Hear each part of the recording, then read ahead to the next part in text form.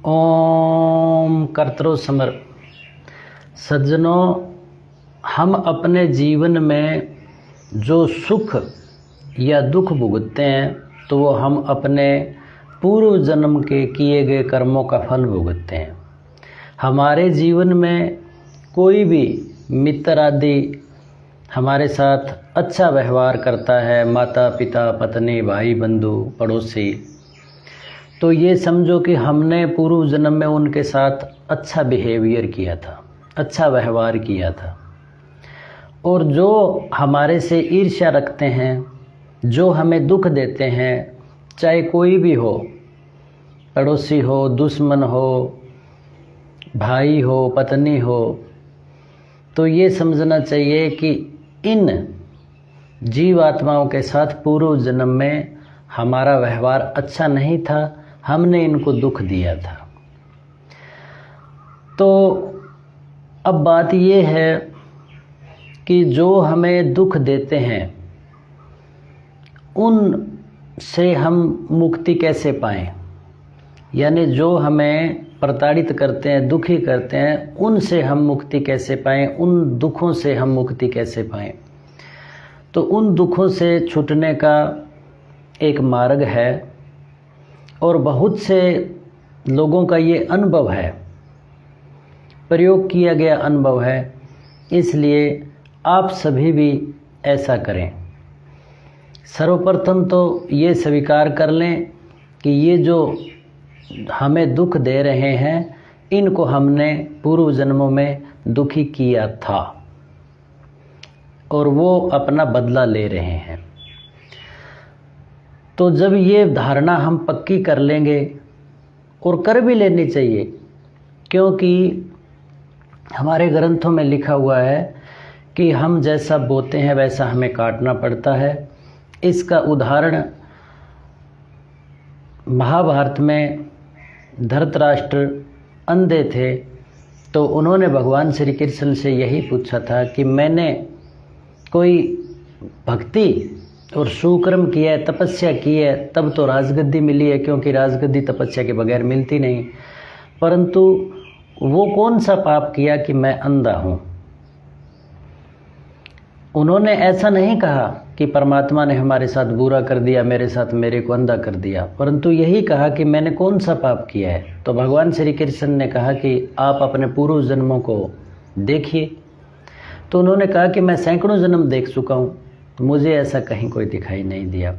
तो भगवान श्री कृष्ण ने उन पर कृपा करी और पूर्व जन्मों में देखा तो उन्हें उसका कारण पता चल गया।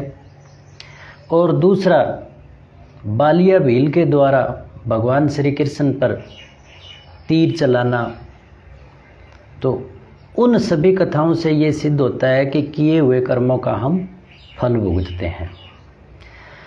तो ये निश्चय तो है ही कि हम फल भुगतते हैं। अब जो हमारे साथ बुरा व्यवहार कर रहे हैं उनके साथ हमने पूर्व जन्मों में बुरा व्यवहार किया था। अब हमें क्या करना है कि हमें मन ही मन ईश्वर को साक्षी रखते हुए उनसे मन ही मन प्रार्थना करनी है कि हे अमुक जीव आत्मा, यानी कोई भी हो, पड़ोसी की, भाई बहन, पति पत्नी की, कि मैंने जाने अनजाने आपका पूर्व जन्म में बुरा किया है, दुख दिया है, तभी आपकी मति ऐसी हो गई है कि मुझे वर्तमान में आप दुखी कर रहे हो। परंतु मैं आपसे माफ़ी मांगता हूँ, आपसे क्षमा चाहता हूँ, आप क्षमा करें। ये भाव अगर हम लगातार रखेंगे और लगातार ये प्रार्थना हम करेंगे तो उस दुख देने वाले जीव का व्यवहार हमारे प्रति निश्चित ही बदल जाएगा।